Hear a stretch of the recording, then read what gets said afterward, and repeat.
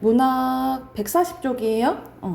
140쪽 보면은 여기서 나오는 게 대화, 서술, 묘사 나와 있잖아. 여기서는 먼저 뭘 알아야 되냐면 소설의 3요소 알아야 되거든요. 소설의 3요소. 소설에서 꼭 있어야 되는 게 세 가지가 뭐냐면 뭐든지 우리가 하고 싶은 말을 전달해야 되잖아요. 그치? 그래서 뭐가 있어야 되냐면 주제, 그리고 어떻게 이루어져 있는지, 구성, 그리고 우리가 작가마다 쓰는 스타일이 다르잖아요. 그치? 그것을 우리가 문체라고 해요. 그래서 소설의 3요소가 뭐다? 주제, 구성, 문체고, 그리고 이 구성의 3요소가 알고 있는 인물 사건 배경이에요. 인물 사건 배경. 그래서 인물 사건 배경은 소설 구성의 3요소예요. 소설 구성의 3요소고, 그리고 작가마다 이 문체가 다르다 했잖아. 문체는 그 스타일이라고 생각하시면 돼요. 쓰는 스타일. 그래서 이걸 드러내는 게 오늘 배울 대화랑 서술이랑 묘사라고 보시면 돼요. 그래서 요게 머릿속에 있어야 돼요. 다시 시의 3요소는 주제 구성 문체고, 소설 구성의 3요소가 뭐야? 인물, 사건 배경, 그리고 문체의 3요소가 대화, 서술, 묘사예요. 자, 그럼 밑에 와보자. 먼저 대화는 소설 속의 등장인물들이 서로 주고받는 말이라고 생각하시면 돼요. 그래서 대화를 통해서 사건이 전개되고요. 그리고 인물의 성격이나 심리, 태도 등이 간접적으로 드러난다라고 보시면 돼요. 인물의 성격이나 심리, 태도 등이 간접적으로 드러난다라고 보시면 되고, 그 다음에 서술입니다. 서술은 우리 소설 읽다 보면은 예를 들어서 하영이가 눈을 뜬다, 하영이가 일어난다, 막 이런 식으로 진행되는 쭈르륵 써진 게 다 서술이라고 생각하면 돼요. 그래서 서술자가 독자에게 사건 배경, 인물의 심리 직접 설명하는 걸 서술이라 하고, 그 중에 요약적 서술 나와 있네요. 요약적 서술은 오랜 시간에 걸쳐 일어난 사건을 자세히 설명하지 않고 사건의 핵심 내용만 요약해서 전달하는 거예요. 그러면 이건 줄어드는 거잖아, 그치? 그러면 사건이 빨리 진행이 되겠죠. 그래서 그거에 대한 설명, 오른쪽 봐봐. 사건을 인물의 대화나 묘사를 통해 자세히 제시하는 것 비해 요약해서 하면 특징은 뭐다? 사건의 진행 속도가 빨라진다 라고 기억을 해주시면 될 것 같고요. 그 다음 세 번째 묘사예요. 묘사는 그림 그리듯이 표현하는 거거든요. 그러니까 예를 들어서 그녀는 코가 오똑하고 속눈썹이 길었다, 뭐 이런 식으로 하면은 어떻게 생각하시면 대충 상상이 돼 가잖아. 이런 식으로 서술자가 뭐 사건이라든지 배경, 인물의 외모나 심리를 단순히 설명한 것이 아니라 그림 그리듯이 구체적으로 전달하는 것을 묘사라고 해요. 이 묘사의 장단점이 오른쪽에 있는데, 장점은 대상을 구체적이고 생생하게 전달할 수 있어요. 그에 반해 앞에 있는 요약과 달리 그러면 그림 그리듯이 하려면 좀 자세히 설명해야 되잖아요. 그치? 그래서 앞에 거에 비해 진행 속도가 좀 느리다라고 생각을 하시면 될 것 같아요. 그리고 마지막에 나오는 게 의식의 흐름 기법이라는 게 있는데, 의식의 흐름 기법은 인물의 생각을 의식의 흐름에 따라 자세히 묘사하는 거예요. 그러니까 우리 의식의 흐름에 따라서 뭐 행동한다 뭐 이렇게 하지 않아. 그러니까 생각나는 대로 그냥 쭈룩 쓰는 거 있지. 그것을 말 그대로 의식의 흐름 기법이라고 하고, 보통 어디서 많이 나오냐면 인물의 심리를 많이 다룬 심리 소설에서 많이 나온다라고 생각을 하시면 될 것 같아요. 그래서 이런 것도 있다라고 알아두시면 될 것 같아요. 그래서 여기 지금 3개 써. 대화, 서술, 묘사고, 거기에 해당되는 문제 오른쪽에 바로 풀어볼게요. 앞 문제. 다 했나요? 자, 1번부터 보면은 여기서는 어떤 조각구로 막 이렇게 나오지, 그치? 묘사한 거 맞고요. 그리고 요약적 서술은 안주 X예요. 그리고 여기서는 H가 돈 번 상황을 요약해서 보여주고 있고요. 그리고 책의 내용 얘기하는 거죠. 오른쪽에 보면은 다 큰 따옴표 있잖아. 대화죠. 그리고 6번에 아들이 있어야 된다는 걸 강요하는 거고, 밑에 어휘 보면은 순서대로 엉성, 방치, 달갑 이렇게 쓰시면 될 것 같아요. 자, 앞으로 가서 작품 두 개 한번 해볼게. 134쪽 가봅시다. 134쪽.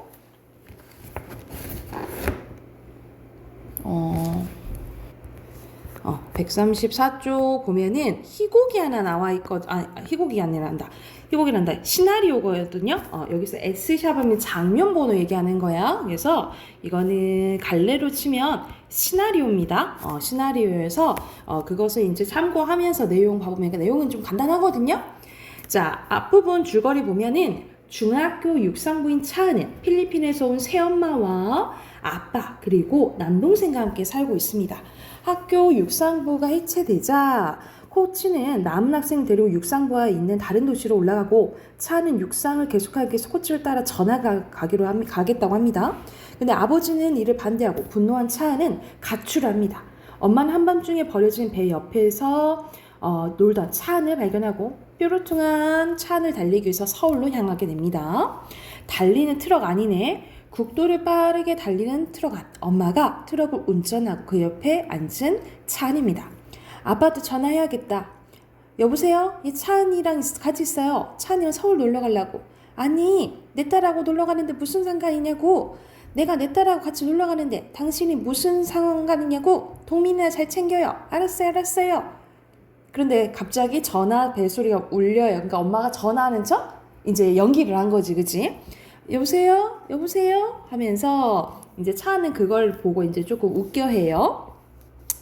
자, 갓길에 세우고 엄마는 눈을 붙이고 하늘을 바라보는 차안의 모습이 나옵니다.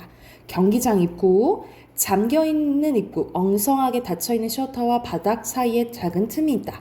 엄마가 틈을 벌려보려고 애를 쓴다. 차안은 그 틈으로 들어간다. 차안을 따라 들어가려는 엄마. 좀처럼 들어가지 못하는데 차안은 셔터 버튼을 발견하고 누른다. 삑 내려가는 셔터. 엄마 등을 누른다. 아야 미안해 하고 셔터를 올리는데 자 여기서는 컷투투 나오잖아. 이건 컷투투도 이 용법 중에 하나인데 다른 이 장면이 끊고 다른 장면으로 바뀔 때 있죠. 바뀔 때 컷투투를 써요. 그래서 여기서는 이제 운동장의 모습이 이제 나온다라고 생각하시면 돼요. 그래서 여기서는 꿈을 이루기 위해서 이제 하고 싶어 하는데 이 부모님과의 이제 갈등을 조금 다룬 이야기라고 보시면 돼요. 그래서 옆에 중심을 바로 쓰면 차안과 엄마죠. 그리고 배경은 트럭 안에서 그 서울의 운동장으로 가게 된 거죠. 경기장. 그리고 여기 안에서는 뭐 갈등이 그렇게 나타나지는 않는 거고, 그리고 이제 서술상의 특징은 이게 시나리오라고 했잖아. 시나리오 용어가 쓰였죠. 용어를 사용했고, 말 그대로 지시문 뭐 이런 것들로 사건이 전개된다 라고 생각을 하시면 될 것 같아요. 그래서 여기서 주제는 주제 쓰고 해당하는 문제 풀게요. 주제는 달리고 싶은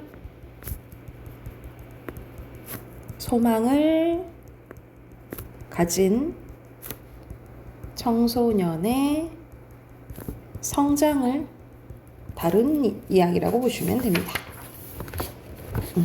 바로 뒤로 넘겨서 문제 풀어볼게요.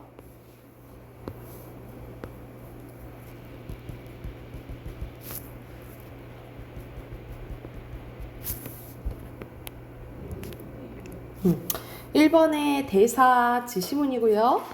2번에 알맞지 않은 거? 오케이. 5번 해설자 없죠? 3번에 오케이. 4번이에요. 자, 두 번째 걸로 가봅시다. 이것도 또 짧은 일부분만 나와 있는데 항아리라는 소설이에요. 자, 나는 도시로 떠났던 젊은이가 가업을 잇기 위해서 고향에 돌아와 처음으로 만든 항아리입니다. 그러니까는 여기선 서술자가 뭐야? 항아리예요, 항아리. 이 항아리에는 젊은이의 서툰 솜씨가 그대로 담겨져 있습니다. 젊은이는 그런 나를 달갑지 않아 하고 나를 마당가에 방치를 하게 되는데 버려지고 잊힌 자의 가슴을 묻혀가 아팠습니다. 항아리가 된 내가 그 무엇을 위해 소중하게 쓰이는 존재가 될 줄 알았으나 그러니까 이게 항아리의 뭔가요? 항아리의 발행, 항아리의 소망이라고 보시면 되겠죠. 나는 뭔가 소중한 존재가 되고 싶었던 거야. 나는 버려진 항아리라는 것 말고는 아무것도 아니었습니다. 소나기가 지나가며 빗물이 고였습니다. 빗물에 구름이 잠깐 머물다 지나갔습니다. 가끔 가랑잎이 날아와 맴돌 때도 있었습니다. 밤에는 이따금 별빛들이 찾아와 쓰다듬어 주었고 만일 그들이 찾아오지 않았다면 나는 아마 그대로 죽고 말았을 것입니다. 그래서 뭐 이런 식으로 빗물이나 그리고 구름이나 그리고 가랑잎이 또는 별빛이 나한테 위로를 해줬다라는 거지. 그러나 그들만을 위해 존재하고 있기에 나 자신이 너무 초라하고 안타까웠습니다. 나는 그 누군가를 위해 사용되는 가장 소중한 그 무엇이 되고 싶었대. 그래야만 뜨거운 가마의 불구덩이 속에서 끝끝내 살아남을 의미와 가치가 있을 것 같았습니다. 그러던 어느 가을이었습니다. 하루는 젊은이가 삽을 가지고 와서 깊게 땅을 파고는 모가지만 남겨둔 채 나를 묶고 그대로 돌아가 버렸습니다. 땅속에 파묻힌 나는 내가 무엇으로 쓰일지 알 수 없었습니다. 하지만 가슴 두근거린 거야. 내가 뭔가 될 것 같은 느낌이 든 거죠. 이제서야 내가 버려진 존재가 아니라 남을 위해 무엇으로 쓰일 수 있는 존재라는 사실에 그저 한없이 가슴이 떨려왔습니다. 그날 밤이었습니다. 감나무 가지 위에 휘영청 보름달이 걸려 있었습니다. 어느 선가 나를 향해 다가오는 젊은이의 발걸음 소리가 들렸습니다. 나는 가슴을 억누르고 두 귀를 쫑긋 세웠는데 젊은이의 발걸음 소리는 바로 내 머리맡에 와서 딱 멈추었습니다. 나의 가슴이 크게 고동쳤습니다. 달빛에 비친 젊은이의 그림자가 바람에 흔들렸습니다. 나는 고요히 숨을 죽이고 젊은이 향해 마음속에 크게 팔을 벌렸습니다. 그런데 이게 도대체 무슨 일입니까? 젊은이는 고이춤을 열고 주저없이 나를 향해 오줌을 누는 것이었습니다. 그러고는 뒤도 돌아보지 않고 다시 방 안으로 들어가 버렸습니다. 나는 그만 오줌독이 되어버렸대. 그래서 여기서는 특이하게 이제 항아리 입장에서 쓴 소설이라고 생각하시면 돼요. 그래서 중심 인물은 당연히 이제 나 항아리고 항아리와 젊은이고요. 배경은 마당이죠. 그리고 갈등 그렇게 나타나 있지는 않고 이거는 이제 대표적인 1인칭 주인공 시점이고 전체적으로 항아리를 나로 표현했으니까 의인화됐죠. 그죠?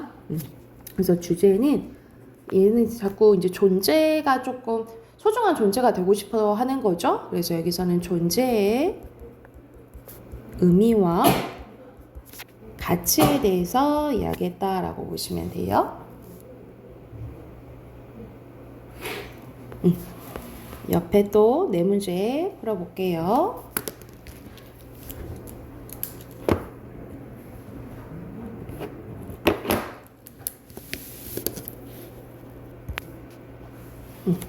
여기서는 다 했나요? 잘했어요? 자, 여기서 항아리, 가슴, 기고요. 5번에 4번, 6번에 2번, 그리고 7번에 3음절이니까 세 글자죠? 항아리입니다. 자, 비문학 꺼내볼게요. 오늘은 21대 할 차례요. 136쪽이에요. 136쪽 21대 먼저 풀고 같이 한번 봐봅시다.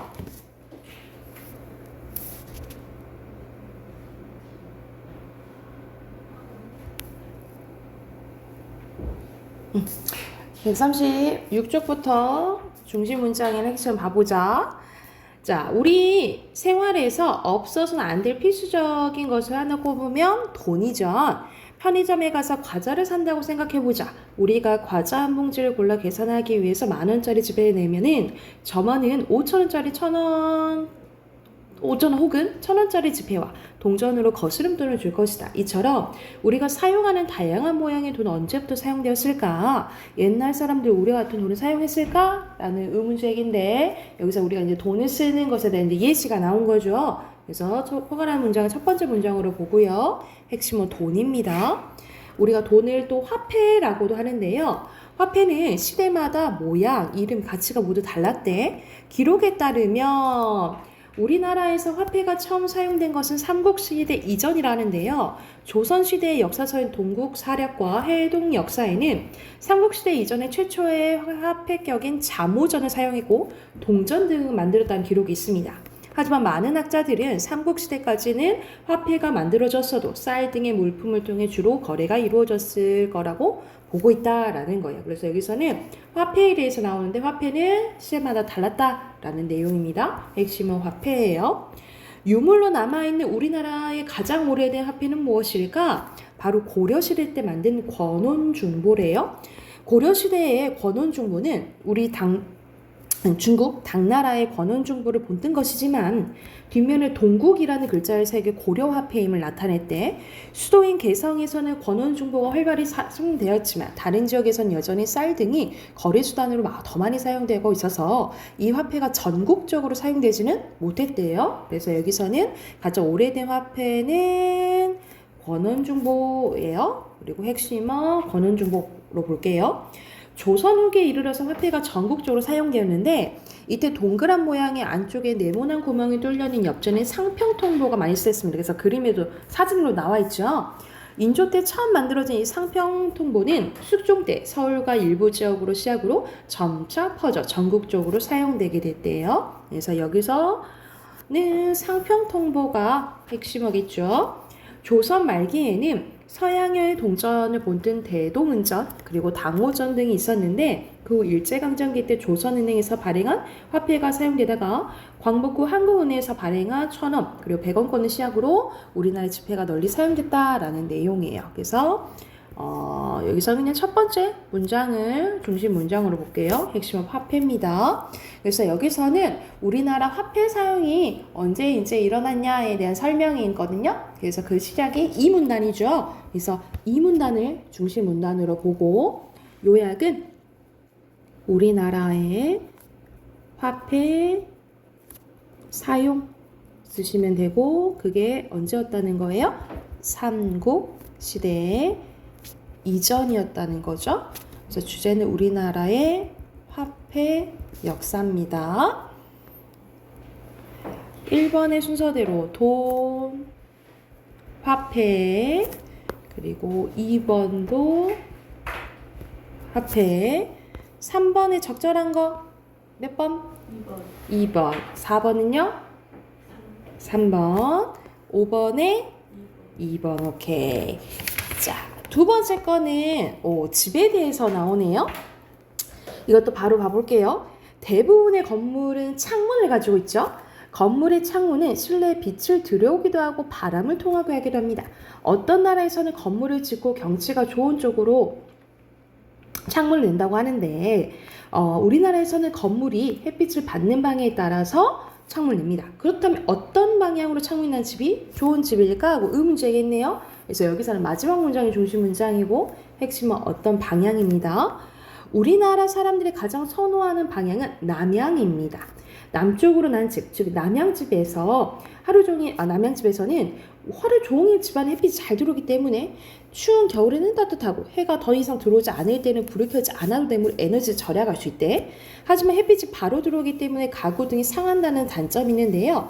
또 우리가 낮에 학교를 가기도 하는데 우리가 외부에서 많이 활동을 하잖아. 그래서 집에서 생활하는 시간이 적기 때문에 꼭 모든 사람이 남향집이 필요하지는 않다라는 거예요. 그래서 여기서는 첫 번째 문장을 중심 문장으로 보고 핵심어는 남향집입니다.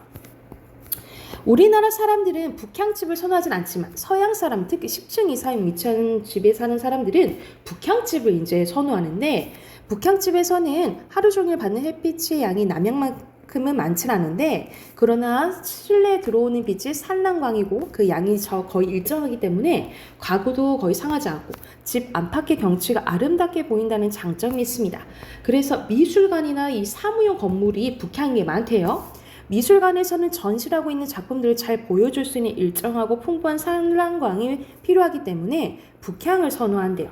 그리고 사무용 건물에서는 난방보단 냉방으로 인한 에너지 소모가 더 크기 때문에 한여름의 빛을 차단할 수 있는 북향이 유리하다는 거야. 그래서 여기서는 어떨 때 북향이 선호하는지에 대해서 나왔죠. 첫 번째 문장이 중심 문장이고 핵심은 북향집이에요. 또 동양집에 대해서 나오네. 동양집은 중고등학생들이나 직장인들이 많은 가정에 적합한데요. 아침에 가장 먼저 해를 맞이할 수 있어 하루를 활기차게 시작할 수 있기 때문입니다. 서양집은 오후에는 햇빛이 잘 들어오기 때문에 더위보다는 추위를 더 타는 사람이나 겨울이 더 길고 추운 지방에 사는 사람들이 더 적합하대. 그래서 여기서는 방향별로 다 장단점이 나왔다, 그치? 그래서 동양집과 서양집이고요. 지금까지 살펴본 것처럼 남양집이 무조건 좋은 것이 아니라 건물의 용도나 사는 사람에 따라서 적합한 방향의 집이 다 다르다라는 내용이네요. 그래서 여기서 핵심어는 건물의 용도나 사는 사람들 동그라미 쳐놓으시면 될 것 같아요. 그래서 여기서 하고 싶은 말이 마지막에 나와 있어요. 그래서 오문단을 중심 문단으로 볼게요. 그래서 뭐라고 써놓으시면 되냐면 용도나 살고 있는 사람에 따라 달라지는 적합한 방향의 집이에요. 그리고 주제는 용도나 살고 있는 사람에 따라 달라지는 적합한 방향의 집 쓰시면 되고, 밑에 문단별로 요약되어 있네요. 그죠? 1문단 들어갈 거 창문, 그 다음에 남양집, 7번에 용도, 그 다음에 방향이고요. 8번에 적절한 거 3번, 9번에 5번, 10번에 2번. 오케이. 자, 마지막 어휘 봐봅시다. 1번에 같이, 2번에 발행, 그리고 3번에 순서대로 티귿, 그 다음에 기역, 리을, 니은이고요. 그리고 7번에 한계, 그 다음 8번에 수단, 9번에 순서대로 4, 1, 2, 3이고요. 그리고 13번에 장만, 14번에 적합, 15번에 추천, 16번에 차단이에요. 됐나요? 자, 마지막 문법 해봅시다.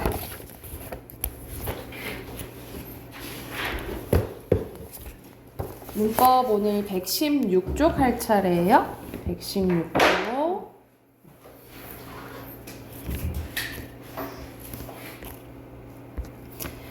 여기서는 한글, 우리의 자음이랑 모음이 우리 했었잖아, 그치? 이 자음이랑 이 모음이 어떻게 만들어졌는지가 나오거든요. 이게 이제 여기 부분은 우리가 교육과정에서 2학년 때 나와요. 자, 자음과 이것을 기본적으로 알고 있어야지 이제 고등 가면 우리가 이 한글을 세종대왕이 만드셨잖아. 이 세종대왕이 이 만들었을 때가 1443년도거든요. 그리고 1446년도 이제 반포를 해요. 그러면은 우리가 간단하게 말하면 이걸 15세기라고 해요. 15세기인데 이제 나중에 고등학교 가서는 이 15세기 때 우리가 어떻게 한글이 쓰여졌을까? 지금 문법이 있는 것처럼 그때도 어떻게 이제 문법이 있었을 거 아니야, 그치? 그거에 대해서 이제 배울 거예요. 그래서 이게 밑바탕이 되는 부분이라고 생각하면 돼요. 자, 먼저 자음의 창제 원리 봐볼게. 자, 자음은 기본 이제 창제 원리가 3가지가 있거든요. 자, 말해주면 첫 번째가 상형의 원리고요. 두 번째가 가획의 원리고요. 세 번째가 이체 원리예요. 먼저 상형의 원리 봐볼게. 상형은 무슨 뜻이냐면 무엇인가 본땄다 라는 뜻이거든요. 그래서 뭘 본땄냐면 우리가 발음하는 기관 있죠. 발음 기관의 모양을 본땄어요. 이 발음 기관의 모양을 본따서 기본자를 만드는데 이 기본자가 5가지요. 기역, 니은, 미음, 시옷, 이응입니다. 순서대로 기역, 니은, 미음, 시옷, 이응. 이 기본자가 5자인데 이걸 만드는 원리가 뭐라고? 상형의 원리예요. 그러면은 뭘 본다냐? 첫 번째, 기역은 혀뿌리가 목구멍을 막는 모양이고요. 그래서 여기서는 얘를 어금니 소리, 어금니 소리 이렇게 얘기를 불러요. 어금니 소리. 그리고 우리가 나 하면은 혀끝이 위리몸에 닿거든요. 그래서 니은은 혀끝이 위리몸에 닿는 모양이야. 그래서 혀소리 이렇게 보시면 되고요. 그리고 미음은 입의 모양, 이건 말 그대로 입술 소리라고 생각하시면 되고, 시옷은 이의 모양, 그래서 입소리 생각하시면 되고요. 이응은 목구멍을 둥글게 생긴 모양, 그래서 목구멍 소리 또는 목청 소리 이렇게 생각하시면 될 것 같아요. 그래서 기본자 5자 뭐라고? 기어, 니은, 미음, 시옷, 이응이고요. 자, 두 번째 원리가 가획이야. 가획은 획을 더한다라는 뜻이에요. 그래서 획을 더할수록 어떤 특징이 있냐면 소리가 세져요. 그래서 소리의 세짐에 따라서 획을 더하는데 총 9자를 만듭니다. 이 9자가 뭐냐면 여기서는 모양이 비슷해요. 키읔, 디귿, 티읕, 그리고 비읍, 피읍, 지읒, 지읒, 그리고 여린, 히읗, 히읗이에요. 근데 지금 안 쓰이는 게 하나 보인다, 그치? 요렇게 생긴 게 여린, 히읗이라고 해요. 근데 지금은 쓰인다, 안 쓰인다? 안 쓰인다. 그래서 총 가획자는 9자입니다. 기본자는 5자고. 자, 근데 선생님이 그랬잖아. 획이 더해지면 어떤 특징이 있다고? 소리가 세진다 했잖아, 그치? 근데 획이 더해져도 소리가 세지지 않는 게 있어요. 그건 달리 만들어졌다 해서 이체자라고 해요. 이체자. 이체자는 소리가 세지지 않다 했죠? 그래서 3가지가 있는데 옙, 이응, 리을, 반침이 있어요. 이렇게 꼭지 달린 이응을 예전에 옙이응, 옛날 이응이라고 했고, 그 다음에 리을, 그리고 요 세모 있죠? 요 세모는 반침이라고 불러요. 왜냐면 한자로 보면은 이 소리가 치음이거든요. 그래서 요 사이 소리에서 난다 해서 반치음이라고 불러요. 그래서 이체자는 총 3자예요. 그래서 자음은 총 몇 자를 만드냐? 17자를 만듭니다. 자음은 몇 자 만든다고요? 17자. 선생님 근데 예전에는 막 쌍디귿 이런 거 없었어요? 예전에 있었어. 그런데 이거는 다른 원리예요. 밑에 나와 있죠. 쌍자음은 어떻게 만들어졌나요? 이렇게 가로로 똑같은 게 올 때, 이런 거 가로로 똑같은 게 올 때 병서의 원리라고 하거든요. 이게 나란히 가로로 나란히 쓸 때는 병서의 원리라고 하는데, 병서의 원리. 자, 그런데 우리가 이렇게 똑같은 거 쓸 때 있고, 이렇게 예를 들어서 서로 뭐 이렇게 다른 거 이렇게 쓸 수도 있잖아요. 그쵸? 똑같은 걸 쓰면 각자병서라고 하고요. 서로 다른 자음이 온다. 그러면 뭐라고 하냐면 합용병서라고 해요. 합용병서. 그래서 이런 식으로 가로로 쓰는 거 있죠? 가로로 쓰는 것을 병서라고 하고, 하나 더 할게. 추가적으로 우리가 예전에는 지금은 안 쓰는데 이렇게 세로로 쓰는 경우도 있었거든요. 막 이렇게 희한하지? 이렇게 세로로 쓰는 경우도 있었는데, 이렇게 세로로 쓰는 것을 연서의 원리라고 해요. 그래서 이런 거 부를 때는 순경음이라고 불렀어요. 순경음 비읍, 순경음 피읍, 순경음 쌍비읍 이렇게 불러요. 그래서 이 나중에 요거는 나중에 소리가 5 계열로 바뀐다 이렇게 생각을 하시면 될 것 같아요. 이거는 이제 좀 더 나중에 할 거니까 기본만 알면 되니까 다시 한번 가로로 쓰는 거는 병서, 세로로 쓰는 거는 연서 이렇게 생각을 하시면 되고요. 자, 모음도 이어서 한꺼번에 할게. 모음을 만드는 원리도 보면은 자, 모음을 만드는 원리도 크게 2가지가 있어요. 상형의 원리와 합성의 원리가 있습니다. 상형 아까 본뜬 거라 했지, 그치? 뭘 본땄냐면 하늘, 땅, 사람을 본땄어요. 그래서 순서대로 하늘은 아래야. 이것도 지금은 안 쓰이죠, 그쵸? 아래야. 땅은 땅은 그리고 사람은 이. 그래서 아까 아래야, 이를 만들어서 기본자는 총 3자예요. 이것도 기본자예요, 기본자. 기본자는 총 3자를 만들었고, 자, 그 다음에 합성입니다. 우리 합성은 합치는 거잖아, 그치? 합쳐서 우리가 아래야, 이를 합쳐서 한 번 합치면 우리가 우를 만들거든요. 우를 초출자라고 하고요.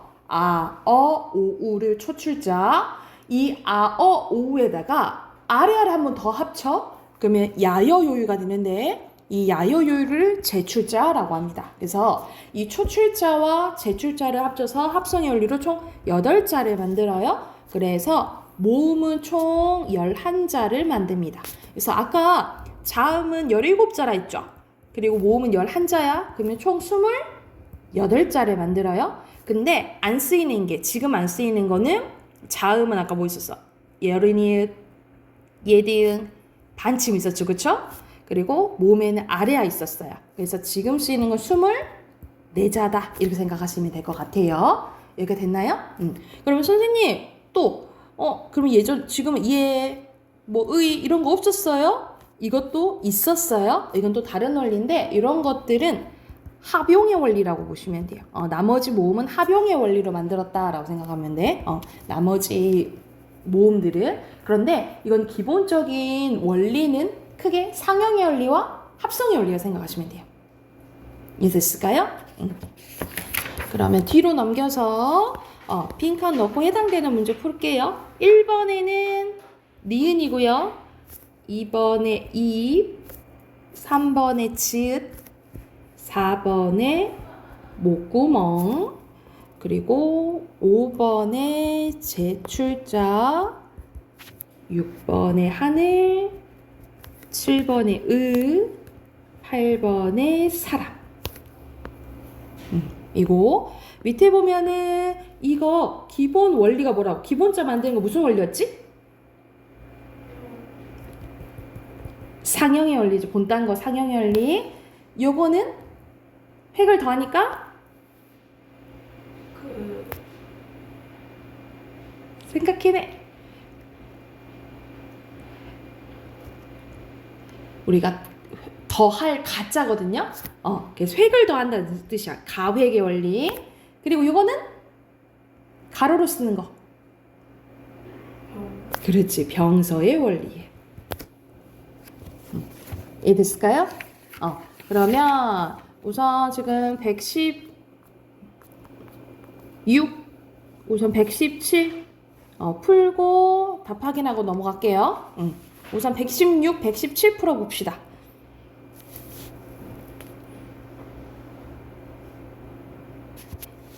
(1번에) 상형이죠. 그 다음에 가획자 순서대로 5, 그 다음에 X죠. 그대로 돼 있죠. 그 다음에 5, 의와 이에 아래아래 합쳐. 의랑 이랑 아래아래 합쳐요? 합치면 각각 5랑 뭐 우, 아가 되겠죠. 초출자겠죠. X, 의는 땅, 그리고 그 다음에 유 되죠. 그리고 요거는 합친 거니까 합성의 원리죠. 쓰시면 돼요. 그러면 뒤로 넘겨서 문제 쭉 풀어볼까요? 119쪽부터 121쪽까지 우선 문제 풉시다. 121쪽까지 푸시면 돼요. 네.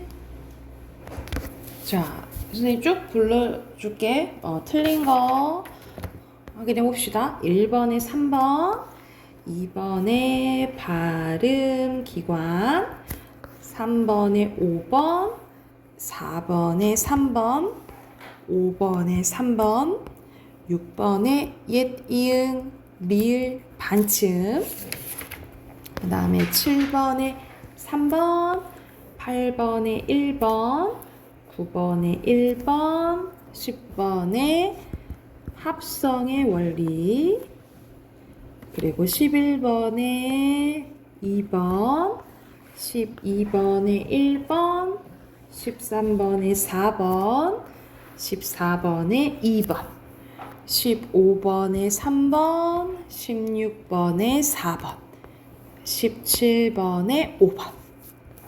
질문. 1번, 3번, 14번. 1번, 5번, 1번, 3번. 11번, 3번. 1번, 3번, 14번. 14번. 14번 먼저 가볼까? 여기서는 가획의 원리 맞죠? 그리고 이건 무슨 원리야? 병서의 원리지? 병서의 원리. 사람이 서 있는 거 맞고, 그리고 이거는 제출자가 아니라 초출자 우죠? 그래서 2번이에요. 그리고 1번. 적절한 몇 번 했어요? 2번. 2번. 합성의 원리로 8자 만들었어요.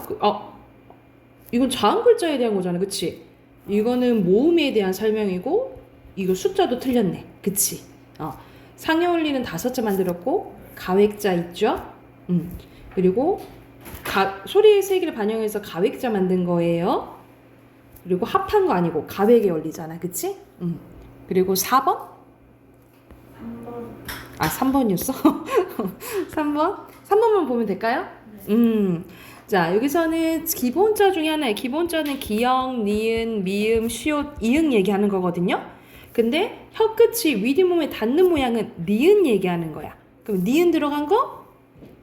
5번이죠? 됐나요? 오케이. 그럼 내일 8시까지 오시고 내일 오면 선생님이 설명해 줄 거 설명해 주고 문법 문제 좀 풀게요. 알겠죠?